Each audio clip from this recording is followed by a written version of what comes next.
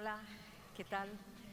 Bueno, estamos en el final Ola, del que tal? camino Estamos no final do y camiño. este final no podía Este ser final mejor non podía ser teniendo aquí mellor a que María tendo Neira aquí a María Neira, con este tamén sistema con este holograma que sistema comentas de que holograma parece de la Guerra de que las Galaxias. parece da Guerra das Galaxias. Mi nombre es África González, Chámome soy la África de González, Inmunología son de la catedrática Universidad de de Vigo y Inmunoloxía da académica de la Universidade Academia de de Vigo Farmacia, e académica pero da hoy Real lo Academia de Farmacia. importante y realmente Pero hoxe o importante, una persona que durante toda esta unha pandemia persoa que durante ha toda esta sido pandemia una voz foi unha voz respetada y es respectada. un orgullo que esta É mujer un sea orgullo española. que esta muller María sexa Neira española. es María originaria Neira de La é Felguera, de originaria da Asturias. Felguera, de Asturias. Estudió medicina y cirugía por la Estudou Universidad de Medicina e Oviedo. Cirurxía pola Hizo un Universidade de máster Oviedo. en salud pública Fixo un en la máster en Universidad Saúde Pública Pierre et Marie na Curie en Universidade París Pierre et Marie y se Curie en especializó París en e endocrinología especializouse en y enfermedades endocrinoloxía metabólicas, e en enfermidades también en metabólicas, París. tamén en París. Inició su carrera Iniciou profesional a súa dos carreira años en profesional el traballando 3 Necker anos en endocrinoloxía en el Hospital no Necker y en el Hospital Hospital San Necker Luis e en no París Hospital San Luis en y París. obtuvo un E diploma obtivo un internacional en diploma preparación para internacional en emergencias y preparación para manejo de emerxencias e crisis manexo de de la Universidad crise de Ginebra. da Universidade de Xenebra. También estuvo en El Tamén Salvador y estivo en no Honduras Salvador e como en coordinadora Honduras como médica para coordinadora Médicos Sin médica para Fronteras Médicos en Sin Centroamérica. Fronteiras en Ha Centroamérica. trabajado también para la Traballou ONU tamén en para a ONU Ruanda en y en Ruanda e Mozambique. Mozambique. En En 1999 1999 inicia como directora del iníciase como Departamento directora de do Control, Departamento de Control, Prevención y Prevención Erradicación de e Erradicación de Enfermedades Enfermidades de la OMS. Infecciosas na OMS. Durante 3 años fue Durante 3 presidenta anos de la foi Agencia presidenta da Española Axencia de Española Seguridad de Seguridade Alimentaria y Alimentaria viceministra de Salud e y viceministra de Asuntos del Saúde e Consumidor en Asuntos do España Consumidor en y España. actualmente E es actualmente directora del é directora Departamento do de Salud Departamento de Pública Saúde y Pública Ambiente e en la Ambiente Organización na Mundial de la Salud. Organización Mundial da Saúde. Buenos días, María. Bo día, María. Encantada de que Estés aquí. esteas aquí. Nos gustaría que estuvieras de Gustaríanos forma que presencial, estiveses de pero la forma verdad presencial, pero a verdade, viendo tu vendo holograma o como teu si holograma estuvieses é aquí. como se estiveses aquí presente. Muchísimas gracias por aceptar Moitísimas la grazas por invitación aceptar a invitación. y sabemos que estás en Glasgow en Sabemos que la estás en Glasgow convención na y nada, convención. gracias por estar Grazas aquí. por estar aquí. Quería también decir Gracias a vosotros. Grazas a vos. bueno, a lo mejor hay un cierto retraso Se cadra hai un en la voz, certo atraso na voz. entonces bueno, intentaremos dejar Tentaremos tiempo entre deixar la un tempo pregunta y entre la a pregunta e a y contestación. no quería olvidarme de Non la quería cantidad de esquezar premios y distinciones a que cantidade de tienes, premios e María, distincións que tes, tanto la medalla del tanto a medalla Nacional de a Mérito Orde de Nacional Francia, o Mérito polo Asturiano del goberno de Mes, Francia, Fuches Asturiano do Mes, de Cooperación Premio Internacional Príncipe para de la Asturias Margaret Thatcher de Cooperación Internacional ha sido a también OMS. premio Woman en el año Tamén Fuches Premio 2015 Woman no ano y ha sido 2015. nominada como una de las Fuches mujeres tamén más nominada como unha das influyentes mulleres máis en la influentes política na climática política y se climática ha reconocido e tanto recoñeceuse o teu en labor salud tanto en como saúde, en clima, en ambiente. como en polución ambiental. Bueno, con este currículum, Con este currículo, lo primero que tenemos que o primeiro preguntar que temos que sería, preguntar, ¿hiciste medicina? ¿Te fixeches dedicaste medicina, inicialmente a una especialidad dedicaxeste inicialmente a enfocada unha a especialidade estos enfocada a pacientes, ver ¿no? A pacientes, estudiar estos a pacientes estudar estes y yo pacientes. creo que a partir de ir a Médicos Sin Creo que a Fronteras partir de decidisteis ir a cambiar, ¿no? Médicos en Fronteiras Tu decidiches orientación cambiar a y túa centrarte orientación más e en centrarte la máis gestión de na salud xestión de global. saúde Me global. gustaría saber qué es lo que te Gustaríame saber impulsó que a é dar o que ese che cambio. impulsou a dar ese cambio. Hola África y primero Hola África, gracias de nuevo por la primeiro grazas invitación. de novo Lamento pola mucho no invitación. estar con Lamento vosotros moito aquí. non estar convosco Seguramente aí. sería mucho más agradable Seguramente sería máis agradable, ou polo menos en para min, Santiago. poder estar en Santiago. Bueno, buenos días desde Bo Glasgow. día Como desde sabéis, hay Glasgow. un Como cumio sabedes, hai un cumio moi importante de sobre salud cambio y climático e hai tenemos que estar aquí encantado de estar defendendo a aquí. saúde. En mi currículum, No África, meu que lo currículo pusiste, te que o agradezco muy puxeches, que te extenso, agradezo hay un detalle que que fose creo tan vale la extenso, pena hai compartir. un detalle Y es que creo que que paga pena es cierto que compartir. soy E é certo que son asturiana y crecí en asturiana Asturias, e medrei en Asturias, mi padre es pero o meu gallego pai é y es de galego Ourense e é de y tengo Ourense, obviamente e la teño, mitad por suposto, de teño a honra de dicir que sou gallega, parcialmente con mucho galega, gusto, así e que con moito razón de gusto. más para estar aquí Razón con de máis vosotros. para estar encantada ¿Qué convosco pasó en mi hoxe. vida para que que pasou na miña vida para que eu pasase de querer ser un endocrinólogo, que foi o que quixen ser, y además estaba muy feliz ademais estaba moi feliz de poder escoller esa especialidade de traballar nela. Iba a quedar a traballar ali en París, pero ainda non sabía moi ben, pero efectivamente ese cambio de ir ao terreo empezou todo casi de casualidade, pero no fondo estaba buscando algo diferente. Marchei con Médicos Sen Fronteiras a América Latina, a Centroamérica, e a partir de aí, efectivamente, cando empezas a ver o que é a saúde pública dende dentro e o impacto que podes ter cando vas un pouco máis alá da parte clínica, que é fundamental, pois aí a miña vida deu unha volta dende todos os puntos de vista, profesional, personal, as cousas cambian. Estou moi agradecida que fose así porque efectivamente fui moi privilexiada no tipo de traballo que podo ter na vida profesional e o gallá que tamén iso contribúa a ter un impacto positivo na saúde pública onde hai tanto que facer. Por aí foi todo África. Con respecto a la Con salud, respecto á saúde, concepto de One Health, o que se fala de concepto de One Health, o concepto de saúde global e benestar, gustaríame que contases que é e que comprende. ¿A qué nos estamos refiriendo? Cando falamos de One Health, a que nos referimos? Pues mira, yo creo que de forma intuitiva. Mira, eu creo que de forma intuitiva todos utilizamos ese concepto de One Health. O mellor non o chamamos así, se cadra poñémolo no contexto máis científico, pero calquera que traballe en medicina ou en saúde pública, está xa executando un sistema de One Health.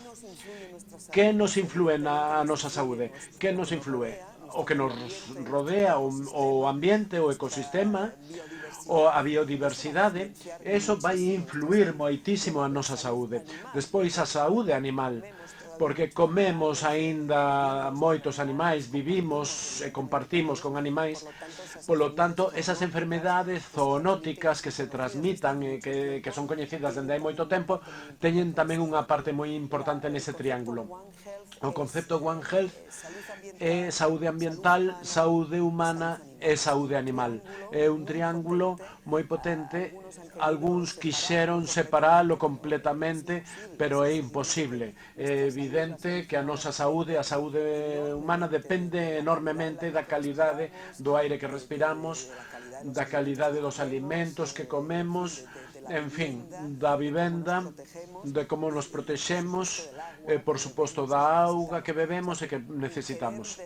Querer desligar todo iso ou separalo de forma compartamental, donde empeza un e donde remata outro, é imposible. Estamos completamente vencellados e hai unha continuación que non se corta. Iso é evidente. E que nos cortamos, e por iso estamos onde estamos agora. Tú trabajaste en un momento con respecto a Traballaches nun momento con respecto ao cólera, a importancia da auga tamén na transmisión de enfermedades. A auga necesitámola, non só na súa calidade, senón tamén en cantidade. O cambio climático está levando a moitas zonas desérticas que vai ser moi difícil vivir en determinadas zonas. Como podemos formular o tema da auga? Como ves para nun futuro a curto, medio e longo prazo? Pois mira, é un dos piares fundamentales da nosa saúde. É un dos que en saúde pública é un dos máis básicos. O acceso a aula potable, o saneamento, a hixiene, lavar as mans, foi un dos máis básicos e elementais. Se un queres protexer a saúde, se tes un desplazamento de refugiados ou tes que crear un asentamento de persoas, o primeiro que vas a pensar é de onde vai vir a auga, como imos asegurar de que estea limpa, de que non estea contaminada, e como separamos o saneamento, é dicir, as feces da auga para que non as contaminen.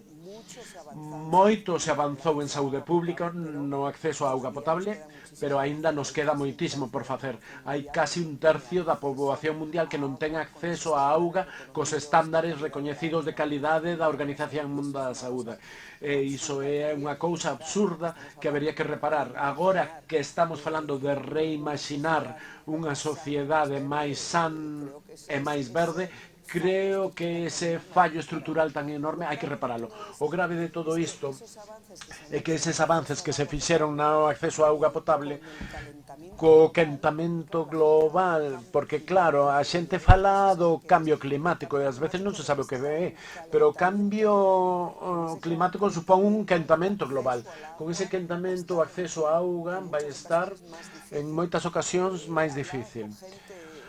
Falaba con xente en países africanos que non son necesariamente expertos en cambio climático nin en cuestións ou mellor moi especializadas, pero sí que entenden perfectamente que antes o terreo onde eles vivían era perfectamente cultivable e agora non, está seco, non hai auga, hai menos acceso á auga. Hai quen din, mesmo din que a auga vai ser a razón das próximos conflitos que en algunhas zonas xeográficas xa está a suceder. O que é a orixe de moitos conflitos por controlar o acceso á auga. Se estamos vendo quen está controlando, quen está comprando eses terreos onde hai auga potable, aí daría para moita conversa e moita xeopolítica para entender a importancia que ten a auga na súa sobrevivencia. E que goberno non sabe iso, que precisa auga? O cambio climático estános a levar na pésima dirección, porque esa vai ser unha das primeiras consecuencias que imos ter. Como o acceso á auga vai estar en dificultade. Por iso hai que empezar a loitar para que aquí en Glasgow se tomen decisións de verdade e non se fagan anuncios publicitarios que despois non sabemos se se comprometen os gobernos ou se comprometen e cumpren, que sería o desexable. Ademais da auga está o tema da alimentación. Estamos cada vez nun mundo máis globalizado, máis interconectados, a nivel de turismo, de viaxes, de mercado, hai tamén moitas persoas na Terra. Como ves que debemos facer para nun futuro máis sostible a nivel de saúde? Bueno, gústame esa pregunta, África, porque obviamente é do que estamos pelexando e pola razón pola que estamos aquí en Glasgow e a razón pola que en plena pandemia xa fixemos un manifesto sobre unha recuperación verde e saudable. E aí puñamos, utilizando unha linguaxe moi médica, cales son as prescripcións que precisábamos para esa recuperación verde e saludable. A primeira prescripción pasa porque calquera persoa que viva no campo, nas zonas rurais, que teña ese contacto coa natureza máis próximo, entende perfectamente o que vou dicir, non ten nada de sofisticado. Temos que deixar de pelexarnos coa natureza, de usala como vertedoiro de lixo. Parece que contaminamos todo o que tocamos. É como se non nos désemos de conta que deses ecosistemas, desa natureza, é de onde ven todo o que necesitamos para sobrevivir. Non é cuestión de que salvemos o planeta, é que nós en o planeta non somos ninguén, porque necesitamos do planeta, é dicir, da Terra, extraer a auga, producir alimentos, en fin, non contaminar o aire, que despois imos respirar, tamén que nos sirva esa formulación para darnos agarimo, un lugar onde vivir. Se estamos de alguna maneira destruindo o que nos dá de comer, que o que nos serve para nos recuperar, creo que é unha estrategia pouco intelixente. Entonces, esa sería a primeira prescripción, deixar de pelexarnos, parar esa guerra absurda que temos con con medio ambiente, os millóns deixar de botar as toneladas de plástico no océano. E onde vai rematar ese plástico máis que no noso estómago, no intestino? Contaminar o aire con emisións tremendas. Onde vai rematar esa contaminación máis que nos nosos pulmóns ao final, ao rematar o día? E despois, por suposto, a auga, algúns ríos nalgúns países do mundo, todavía en unha cousa terrible, dende contaminación química ata contaminación fecal, de residuos, de basura, a lixo electrónico que estamos xerando todos os días, é impresionante, e iso tamén acaba no noso cerebro. Eses componentes de materiais pesados que están no lixo electrónico acaban no noso cerebro. Tamén poderíamos falar algún día do dano que fai. Segunda prescripción, corrixir esos erros que todavía temos, que unha parte da poboación aínda non teña acceso nin a electricidade, nin a auga, nin a saneamento. Ningún mundo vai estar a salvo se non temos un mínimo de base do que é a saúde para todos. Eso nos dea unha especie de pantalla de protección a todos os demais, porque non vale decir na África que non haxa, pero eu sí, non, porque ao final estamos todos no mesmo barco. Despois, obviamente, as pontes de enerxía. Aí temos unha condición moi importante. Como sigamos utilizando enerxías fósiles tan contaminantes que para xerar esa enerxía hai que queimar algo, hai que queimar, hai que combustión, hai un fume, hai un resultado da combustión. E iso é o que xente que ten que entender. O resultado da combustión é o que vai ao aire. E o aire é o que respiramos e acaba nos meus pulmóns. Cando falamos de transición enerxética, é unha cuestión de saúde que se cadra algunha persoa parecelle moi distante, pero se respiramos tóxicos teremos enfermidades. Eu non quero respirar un aire tóxico, eu quero respirar un aire, xa non vou dicir o aire das montañas, dos Alpes suizos, pero polo menos que non estea cheo de substancias que sei que vai ter un impacto na miña saúde. Cuarto, os nosos sistemas alimentarios, a nosa produción de alimentos aínda ten moito que mellorar para ser máis sustentable, menos contaminante, menos agresiva e menos absurda. Que estamos intercambiando alimentos dende unha parte do mundo a outra, transportándolos cando mellor se están producindo neste lado do mundo con fertilizantes, con pesticidas. E o máis frustrante de todo é que xeramos alimentos e un terzo deses alimentos botámolos ao lixo. Non se consume. E o tema é que hai que xerar unha xestión deses residuos. As cidades, como imos organizar as nosas zonas urbanas, imos seguir sendo cidadáns de segunda e o coche cidadán de primeira, ou imos lle dar por fin a volta a todo isto e ser nós os importantes e o coche pasa a ser un segundo lugar.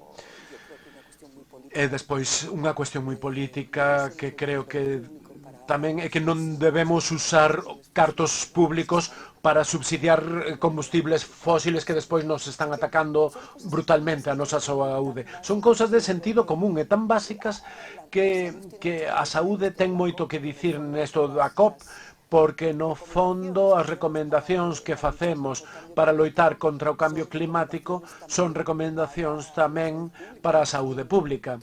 Son totalmente saúde pública pura e dura.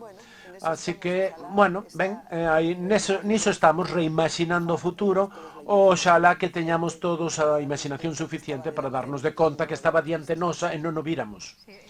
En general, las políticas as políticas traballáronse a curto prazo, pero temos que pensar nas novas xeracións, temos que deixarlles un mundo máis sostible e de benestar e de posible. El apartado de la formación, de la educación de nuestros jóvenes. Ás veces a educación destes, ás veces os xóvenes parecen que nos están dando leccións. Como ves o tema formativo nas escolas? En esta parte de salud y bienestar del futuro. En esta parte de saúde e benestar do futuro.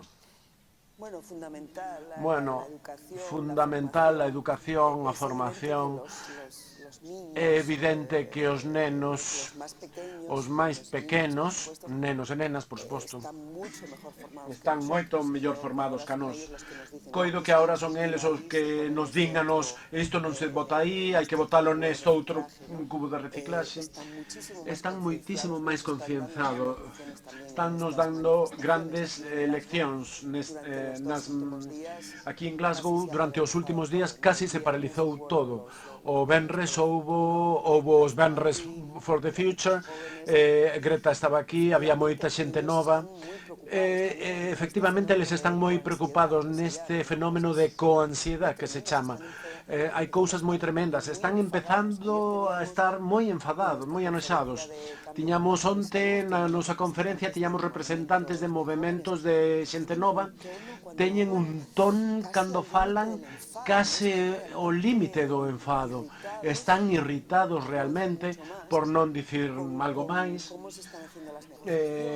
Como se están facendo as negociacións, a velocidade está tan lenta de negociar, non entenden de alguna maneira por que se hai estas declaracións tan elocuentes de todos os primeiros ministros que veñen e din que é a peor catástrofe para a humanidade, as vindeiras xeracións van perder moito. Ao mesmo tempo que fan estas declaracións, levamos xa 26 COPs de negociación e hai algo aí que non funciona. Entendo que estean enfadados e irritados. Eles daránnos unha lección en educación. En canto a educación, gustaríame que pensar nas universidades, porque pensa África que, eu non sei ti, pero a min en medicina, obviamente ninguén me falou de saúde ambiental ou de cuestións da importancia que ten o cambio climático, da importancia que ten non só enfocarte no curativo, senón que se estás a tratar un neno asmático, terás que saber cal é o mellor tratamento e a posoloxía e os efectos secundarios, pero tamén terás que entender por que ese neno está desenvolvendo asma.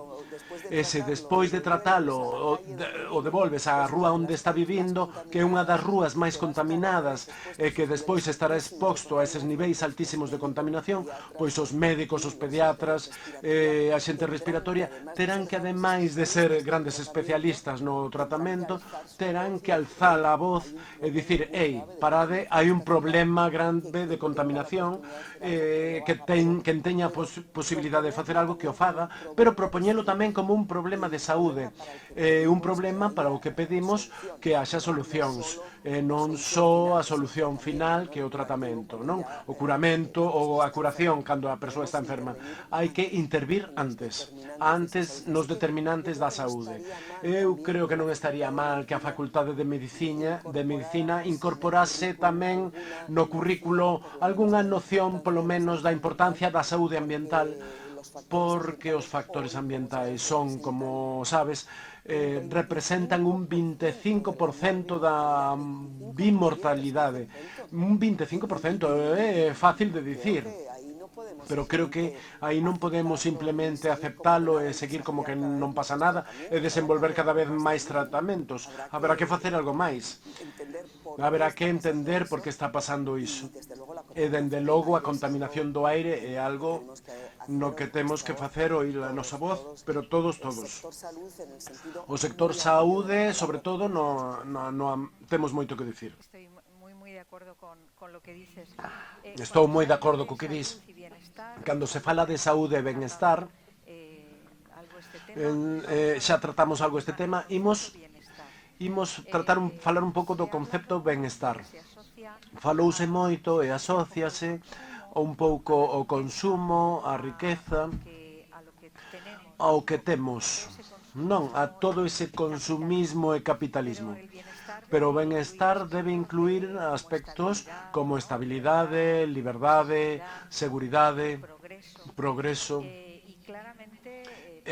Claramente hai países que están en distintas velocidades. Cando estamos a falar de benestar, a que nos deberíamos referir? E que deberíamos facer para ter un mundo máis igualitario?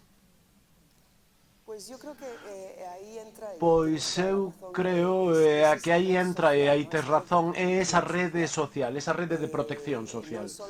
Non é só a ausencia de enfermidade, que é moito ás veces ao que nos dedicamos, obviamente, senón a promoción e protección da saúde física e mental. E aquí, cando falamos do benestar, temos que empezar con esa interacción social que vai contribuir tanto á nosa saúde mental. Non podemos continuar nunha sociedade na que hai un illamento total ou hai moita soidade de persoas a partir dunha determinada idade e que non hai oportunidades precisamente porque as cidades son núcleos moi agresivos, dicir que hai moito tráfico, non podes interactuar con outras persoas. As cidades teñen que volver ter espazos verdes e iso entra tamén no benestar. Ter a posibilidade de interactuar socialmente para que a túa saúde mental, dentro do posible, estea o máis protexida posible, ter evidentemente unha reducción de factores de risco que nos expoñen despois a enfermidades, pero temos que ter tamén esa rede de protección social, a saúde universal, a cobertura sanitaria universal, demostrouse tamén durante esta pandemia ser unha das nosas mellores proteccións. A ansiedade de saber que se desenvolves unha enfermidade tes que pagala do teu peto se non tes unha sanidade que che procura o benestar. É dicir, a ansiedade, o estrés de que servizos sociais podes dispor. Se és unha persoa maior, se vas ter un acompañamento, unha persoa con dificultades, ou, en fin, que vai recibir un tratamento especializado que o poida ter, non só nos hospitais, senón tamén na casa. O benestar significa que poidamos combater a obesidade non só porque deixo de comer ou porque teño a miña propia conduta individual, senón porque vou ter acceso a alimentos que son saudables e que non me van custar unha fortuna, porque dentro do núcleo urbano ese tipo de acceso a ese tipo de alimentación vai estar protegido e garantido, onde haxa un transporte público accesible, que non sexa caro, que responda ás miñas necesidades de mobilidade. En fin, o benestar vai moito máis alá de evitar a enfermidade e de crear esa sociedade que pode permitirse non ter ese benestar.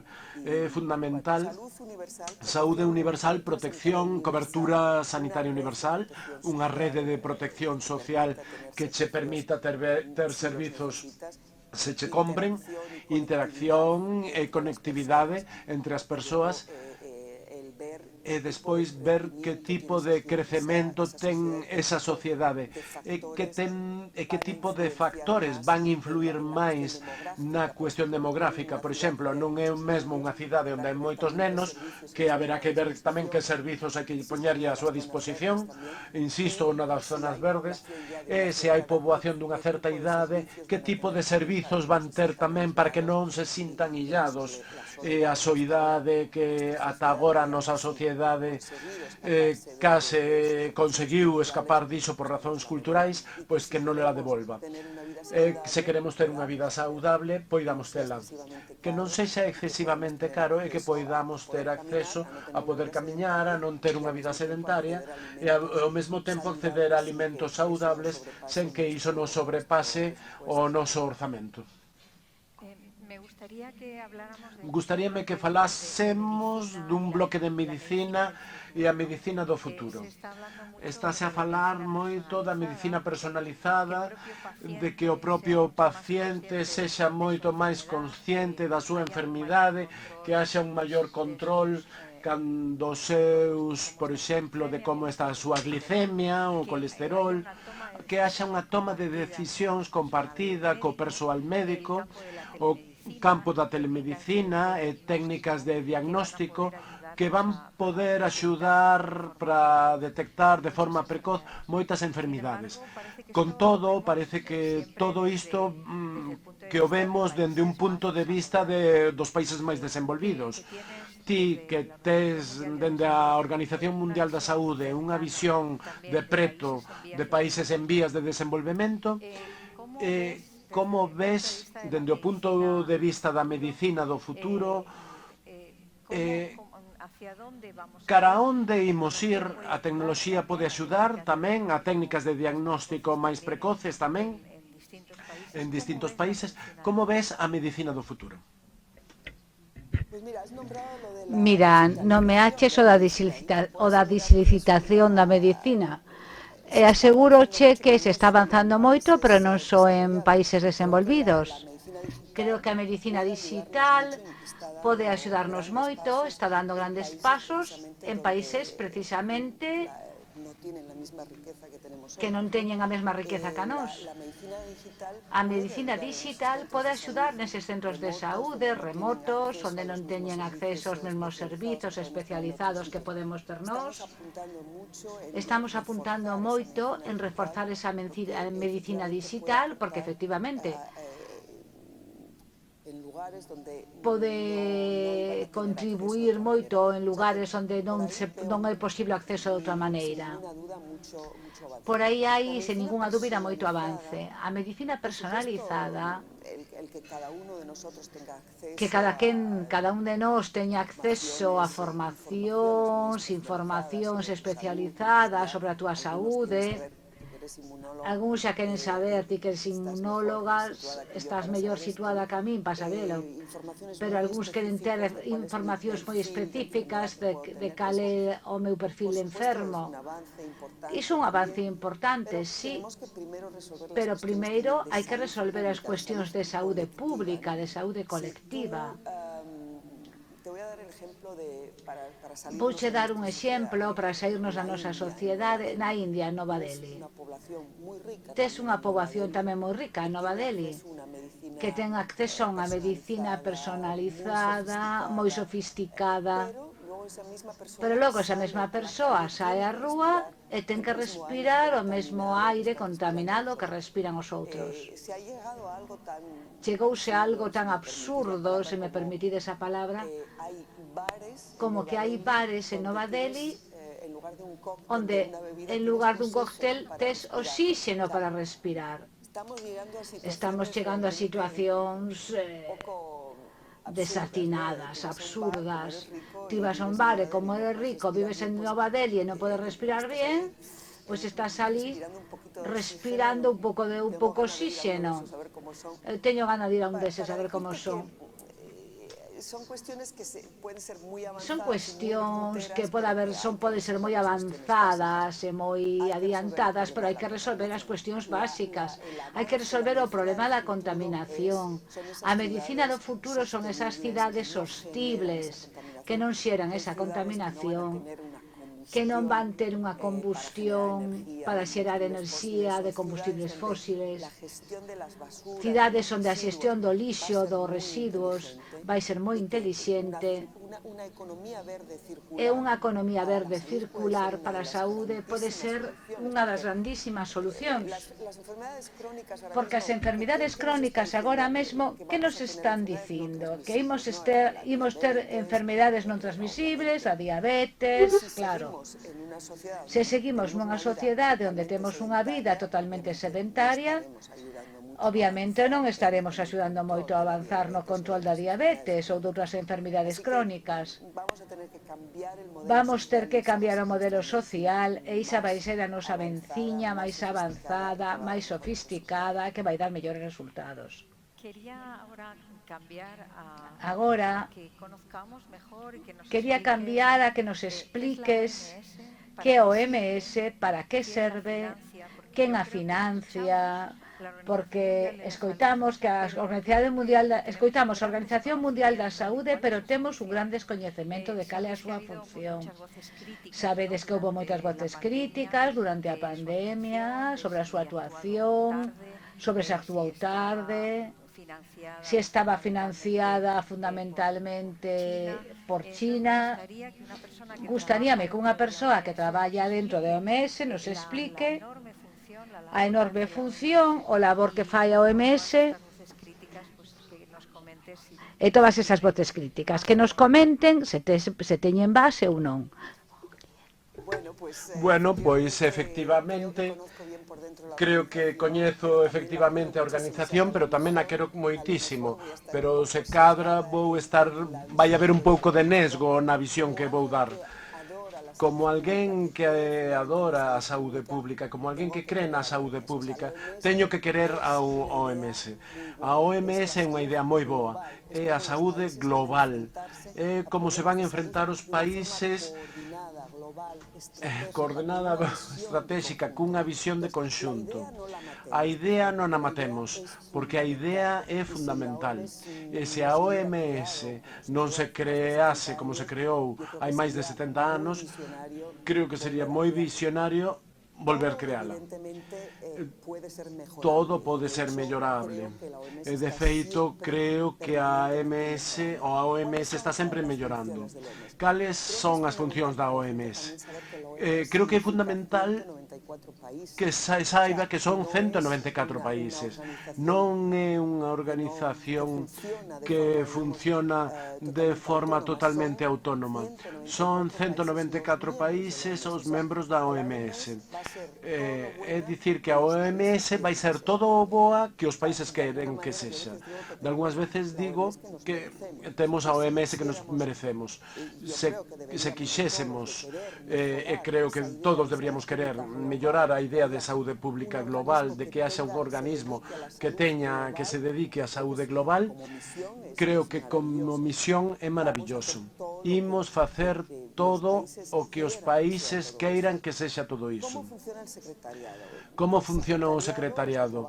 Os que traballamos dentro da OMS hai resolucións que aproban os países membros. A OMS está financiada polos países. Os países teñen a obriga, eses 194, teñen a obriga de pagar unha cota en función da riqueza do país. É evidente que Burkina Faso non pode pagar o mesmo que Estados Unidos, ou que Rusia, ou que España. Pero todos os países teñen unha cota. E aparte diso, temos un financiamento extra orzamentaria que ven de fundacións que pasaron moito rigor. Por exemplo, non podemos recibir cartos de compañías privadas ou de compañías que teñan algo que ver co tabaco, co armamento. Non podemos recibir cartos de privados como pode facer UNICEF. Hai moitos mecanismos moi estritos dende o punto de vista de legal que fan que os cartos estea moi controlado e vai a cuestións moi específicas e con parámetros moi rigorosos. E despois o poder real da OMS hai que utilizalo e utilizalo ben. É o poder de convocatoria. A OMS non é o secretariado, senón que o secretariado, se mañá preciso facer algo sobre a contaminación do aire en canto a evidencia científica, podo montar un grupo de traballo cos mellores expertos do mundo, alá onde estén, na universidade onde estean, no país onde estean. Van a reaccionar todos de forma positiva, non pagamos. Eso é algo increíble. Temos o mellor do mellor das mentes do mundo. Obviamente, esos grupos de traballo montanse con criterios ríxidos, estritos, sistemáticos de como se fan as revisións, todo baseado na ciencia. Pero iso é o máis. Se ti empregas ese poder de convocatoria ben, é un instrumento poderosísimo, moi valioso, e, dende logo, dentro de todo o que o noso mundo representa, un dos menos expostos á contaminación ou a influencias, ou, dende logo, nos poñemos todas as barreiras para que sexa da mellor maneira posible. Así que, en canto a por quen estamos financiados, neste momento o noso doador máis importante é Alemanha. Mañá podría cambiar, pero neste momento, non sei se sabedes, pero temos o mesmo orzamento que o Hospital Cantonal de Xenebra. Xenebra é unha cidade pequena, como Oviedo. Temos exactamente o mesmo orzamento que o Hospital Cantonal de Xenebra. Temos sedes en máis de 100 países ao redor do mundo e 6 oficinas regionais e cubrimos un pouco a saúde global. O balance sigo poñendo con todo evidentemente a paixón que o mellor que ás veces estou un pouco cegada por iso. Eu creo que é unha idea maravillosa, obviamente algo que hai só que reforzar e que segue a ser un coste eficiente.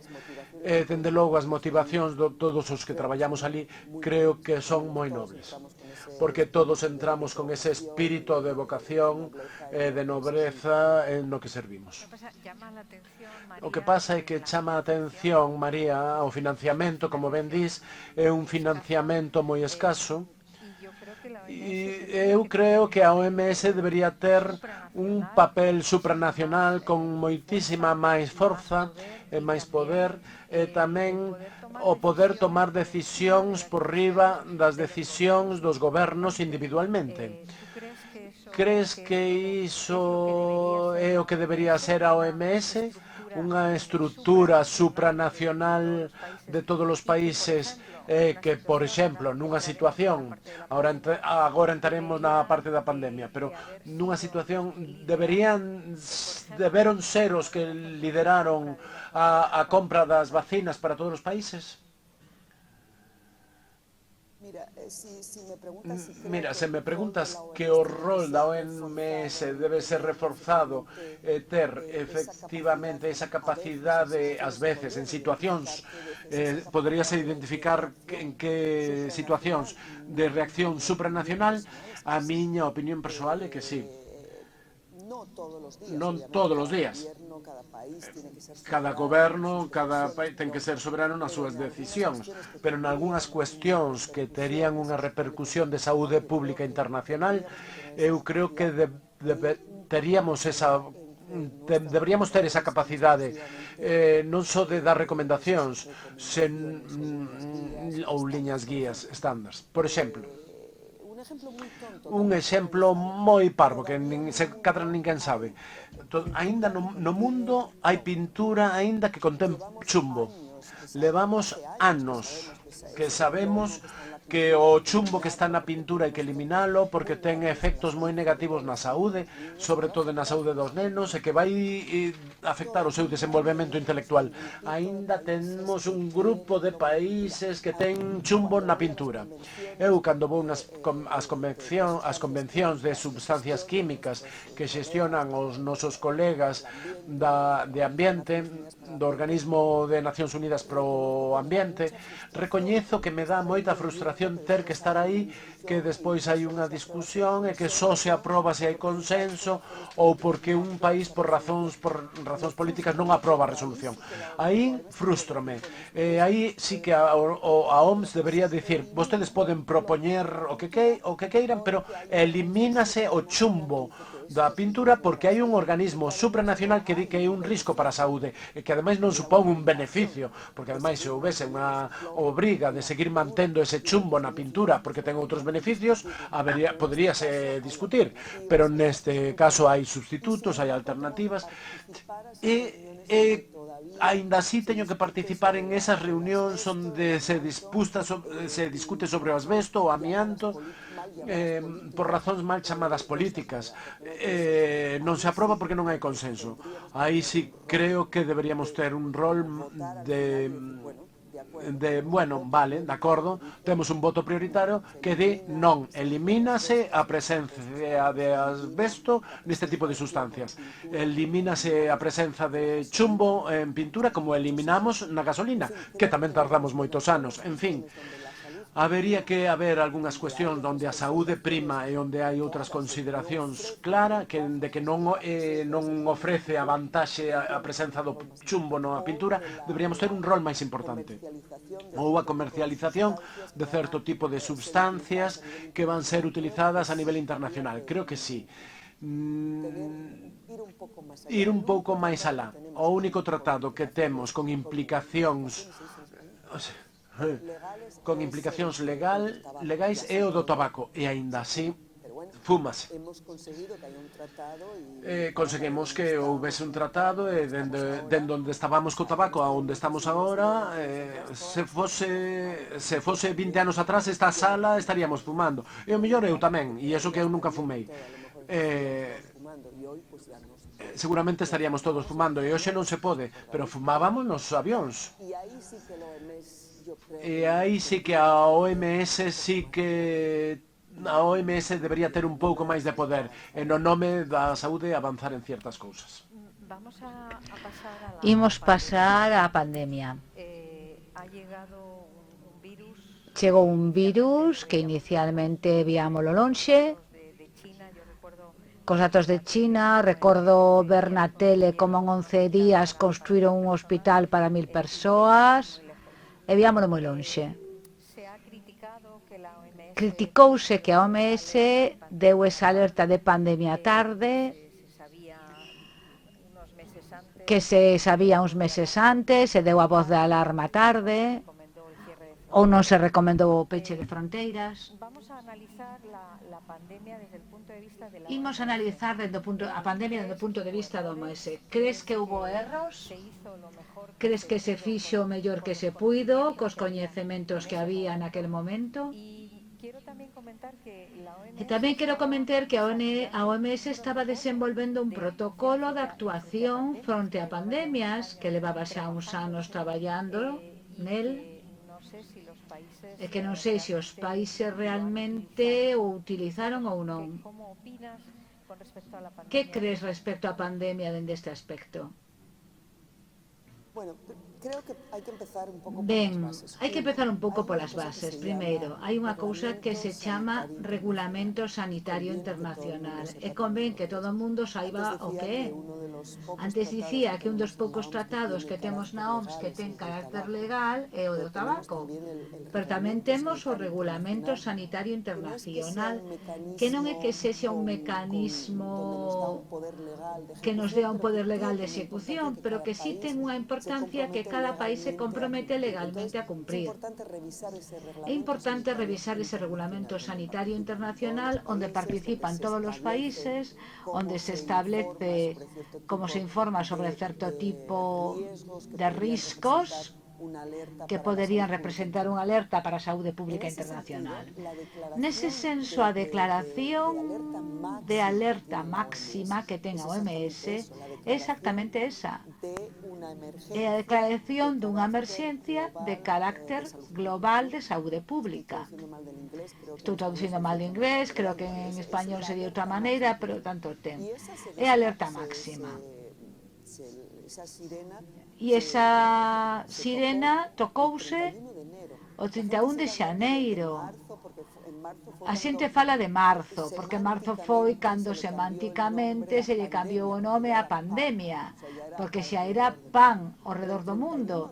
Pero o 31 de xaneiro, cando se declarou esa alerta máxima que ten a OMS, fora de China, creo que recordar que había 2 ou 3 mortes, se non me engano.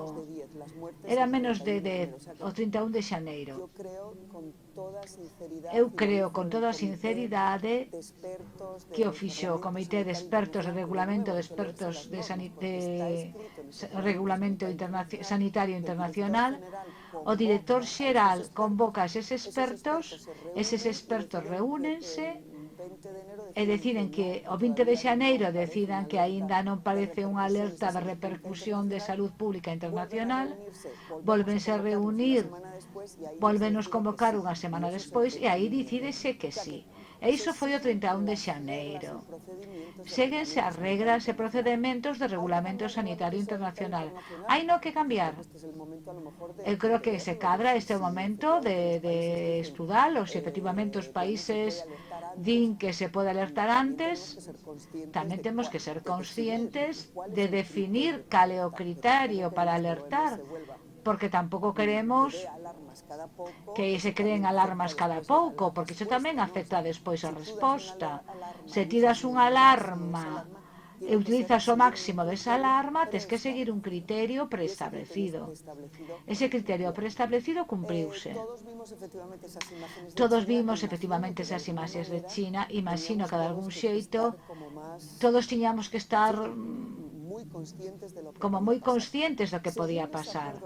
Segundo ese acordo que ti te referías de preparación para epidemias, con potencial efecto a nivel internacional, cada país ten que ter un sistema de formación para os seus expertos e o seu sistema sanitario, ter un sistema de capacidade logística, todos os medicamentos, o que fai falta. E tamén ten que ter un nivel de preparación para unha pandemia, entendendo que non sabemos cal vai ser. Pero ten que ter ese tipo de preparación. Hai unha serie de xuntanzas, de contactos moi regulares, que se fan dende cada país, e cada país actualiza o seu plan nacional de prevención e preparación de resposta a epidemias. A partir de aí, do 31 de xaneiro, empezase a poñer en marcha, cada país empeza a poñer en marcha cada país o seu plan de resposta ante a epidemia, con resultados que todos sabemos. A logística, o aprovisionamento foi moi difícil por razóns de dimensión, de magnitude. Se cadra en algúns países, tamén falta de preparación, noutros exceso de preparación e acumulación de bens de consumo que necesitaban outros países. Esas primeiras semanas, efectivamente, a magnitude e dimensión do que sucedeu desbordou en moitas ocasións o que pasou despois. Por iso, coido que eses dous factores, pero o mecanismo chega a ser necesario. Hai que revisar o que hai que cambiar, que o que hai que actualizar.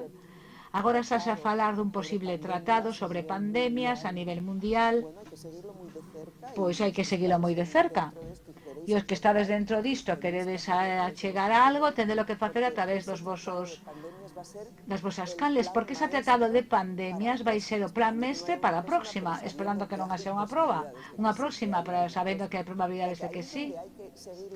Aí é onde hai que seguilo moi de cerca, con moito escrutinio, e estar moi seguros de que cando se asine un plan nacional, os expertos que traballades dentro esteades convencidos de que ese é o que se necesita. Nisto que comentabas, María, das novas pandemias, no século XX tivemos 5 pandemias, no 21 xa levamos 5, SARS-CoV-1, SARS-CoV-2, a gripe A, o ébola, ahora o MERS. Seguramente imos ter unhas novas pandemias. Os virólogos comentan que o máis seguro que sexa un virus, pode ser da gripe, pode ser un coronavirus. Deberíamos estar mellor preparados para esas futuras pandemias. Este tratado que comentas, eu creo que é necesario facer unha avaliación, un análise de que o que se fixo mal, que o que se podería mellorar. E creo que aínda hai descoñecemento verdadeiramente de que é mellor. Hai países que pecharon as fronteiras dende o principio e vacinaron pouco, e agora, cando abren as fronteiras, encontrase con que teñen moitos casos, outros que tomaron a decisión de rebaixar as medidas. Realmente é moi difícil, porque a nivel demográfico son países distintos, como se abordou a pandemia fíxose de maneira distinta. A miña pregunta respecto das futuras pandemias e o aspecto da investigación sabemos que vai haber novos virus, deberíamos traballar sobre todo en ciencia básica, na prognose, nos reservorios deses virus, en ver posibles mutacións deses virus para o futuro, para estarmos mellor preparados. Como crees que dende a OMS se pode contribuir a que esteamos mellor preparados para eses futuros virus ou patóxenos que nos poidan chegar? Mira, hai tres cousas fundamentais. Unha, o Tratado de Pandemias de Preparación e Resposta ás Pandemias, onde se inclúe todo, a parte logística, de formación, de intercambio, vigilancia epidemiolóxica, sistemas de contacto, medidas que se poñen en marcha. Todo isto vai que partir das leccións aprendidas, pero confío que dai poida sair algo moi concreto. Ese é o Tratado de Pandemias, de como reaccionar. Pero despois, como ti moi ben dis, non é só de como reaccionar. Non só temos que ter un equipo de bombeiros boísimos que teñan todo os mellores coches de bombeiros, coa auga e todo moi ben preparado. Hai que ver tamén por que se prendeu este lume, e aí hai que facer moita investigación sobre os virus emerxentes e que sucedeu para que este virus sobrepasase deste xeito tan fácil unha barreira de protección. E aí entra moito a cuestión de prevención. Temos que facer moita prevención primaria, o problema da deforestación, dos reservorios, como dicías, a cuestión de quen son eses virólogos que están a traballar e que tipo de investigacións podemos pedir dunha forma máis coordinada, máis estratégica. Cales son as preguntas que temos sobre os virus? Sabemos que temos virólogos incríveis ao redor do mundo e algúns con investigacións na sombra de hai moitos anos. É que agora deberíamos ter como unha especie de capacidade, aí onde pode intervir a OMS como supranacional. Cales son as preguntas as que temos resposta? Onde están eses reservorios? Como romperon esas barreiras entre saúde humana e saúde animal? Que medidas estamos poñendo en marcha? Se somos inteligentes, esa estrategia de One Health é a que vai responder esas preguntas, sobre todo na parte de interacción, saúde humana, saúde animal, coa parte ecolóxica, porque non nos podemos esquecer diso. Non é só transmisión humano-animal, é en que condicións de estrés ambiental se produciu esa transmisión. Todos escoitamos falar dos morcegos, moitísimos, son reservorios incríveis. Hai virólogos que levan estudando morcegos toda a súa vida. Ese é o tipo de investigación que necesitamos, darlle prioridade a esas cuestións de investigación e que a comunidade internacional poida traballar dunha maneira máis coordinada, cos recursos adecuados, que saian da sombra da precariedade. Eses científicos que non tiveron fondos ou recursos para estudar esas cuestións. É que como sociedade sexamos quen de entender as causas, pero non só as inmediatas, senón as afastadas, e facer unha estrategia común, non só de bombeiros, senón de prevención de lumes e de xerar unha sociedade que non prenda lumes con esa facilidade e que a nosa vulnerabilidade poida reducirse. Nunca imos chegar a unha vulnerabilidade cero, pero sí que tenemos que crear as condicións para reducir ese risco da maneira máis importante. Falabas do campo de investigación e ás veces falase, tivemos moita sorte de que nun ano tivemos unha vacina de RNA moi potente. Realmente a vacina de RNA leva a doutora Katalin Karikó máis de 30 anos traballando en ver o potencial dese RNA para as vacinas. E moitas veces a xente non sabe o que hai detrás dunha investigación. Investigación puramente básica. Moitas veces implementar o coñecemento, grazas a ese coñecemento que tiña a doutora Katalin Karikó en colaboración co Dr. Wisman en Estados Unidos, lograron conseguir unha vacina de ARN que non fose tóxica e que tivese unha enorme capacidade de protección. Creo que ninguén pensaba que puidésemos ter unhas vacinas tan eficaces nese espazo de tempo. Respecto a este campo da investigación, falaches de investigar nos reservorios naturais. Algúnha xente dicía, nada, eliminemos os morcegos. Os morcegos son fundamentais para o sistema ecolóxico. Eliminan moitísimo mosquitos, son uns grandes polinizadores, seguramente non teríamos plátanos en os morcegos, e iso tamén hai que dicilo, que forman parte do ecosistema, e non podemos alegremente dicir eliminamos a alguén da ecuación, porque seguramente que se nos altera toda a ecuación. Ademais da busca dos reservorios, nos reservorios de posibles virus, respecto á investigación, como crees que se podería coordinar esta investigación, grupos multidisciplinares, expertos, que creo que realmente non hai ninguén experto nunha pandemia, e menos nun virus novo. Cando falan de expertos, creo que expertos non hai ninguén, hai xente que sabe de outras cousas. Pero crees que o futuro vai ser a investigación en grupos multidisciplinares? Ou como en xeral facemos atomizados, individualizados, grupos pequenos, moi bons, pero sen conexións entre uns e outros? Non podo estar máis de acordo contigo, África. Eu creo que vai ser exactamente así. Unha das leccións de agora, incluso a hora de propoñer unha estrategia máis axeitada para tratar as pandemias. Iso é fundamental. A ciencia é fundamental, pero a ciencia, como acabamos de describir, a mí tamén me dá un pouco de tristura cando din, ai, nun ano, como vai ser boa esa vacina se se desenvolve un ano. Nun ano, toda esta xente que dedicou a súa vida a traballar neste tema, 30 anos, pero hai moitísima investigación sobre a vacina detrás.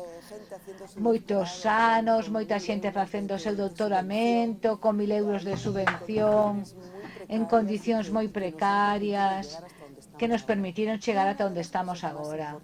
Unha das cousas máis importantes dende a OMS, polo menos, en todo o que se propuxo, foron os grupos multidisciplinarios.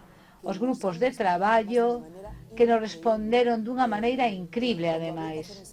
Cando había que facer ensaios clínicos, todos os hospitales aos que chamábamos, a porta inmediatamente responderon e producíronse resultados rapidísimo. Iso non foi por tecnoloxía, iso foi pola dimensión humana, por dicir, quero contribuir, quero publicar, quero ser recoñecido no que fago, pero como especialista vou contribuir a isto, independentemente da visibilidade que poida ter. E iso foi tremendamente positivo, algo incrible.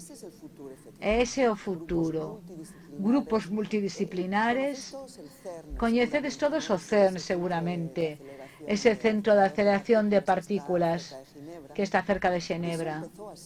Iso empezou así en rede, cos mellores expertos do mundo traballando desa maneira. Eu creo que en ciencia, en investigación, relacionada coa saúde pública, creo que este é o noso futuro e a nosa oportunidade. Grupos, cando empezamos a propoñer as medidas de prevención da transmisión do virus, a mí tocoume dirixir o de ventilación, a mapa de ruta, o camiño para as medidas de recomendación sobre ventilación. E o grupo que montamos, había de todo menos médicos, médicos tamén, claro, e xente de saúde, pero en realidade eran modelos matemáticos de transmisión de partículas, especialistas, cousas maravillosas, planificadores urbanos, ambientalistas, matemáticos, pero foi xenial, porque iso sí que era multidisciplinar. Creo que non había unha de especialidade repetida, e xente que normalmente non se falan os uns cos outros, pero é magnífico, un físico que che di, ai, non, espera, na transmisión de partículas isto ten de lo que corrixir, non o estabes tomando en consideración. Impresionante, moi satisfactorio. Non é que non o fagamos con frecuencia, pero é certo que ao mellor son disciplinas máis tradicionalmente colaborativas. Neste caso era dende enxeñeiros, tanto especialistas en ventilación,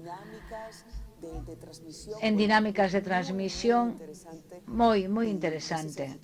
Ese é o futuro da ciencia, intercambiar coñecementos. Estamos finalizando xa, pero non quería acabar co papel da diseminación, da difusión, da comunicación, e darche as grazas polo papel que tiveches en divulgar e en transmitir tamén serenidade. Fuches unha das voces referentes nas nosas televisións durante a pandemia, e quería que destacases esa importancia de aproximar a sociedade, para informar do que estaba pasando, dunha forma fiable, certeira, honesta, porque creo que esta pandemia, creo que houve un antes e un despois dende o punto de vista da sociedade, de ver, coñecer caras e persoas que están detrás en determinadas institucións, como é o teu caso.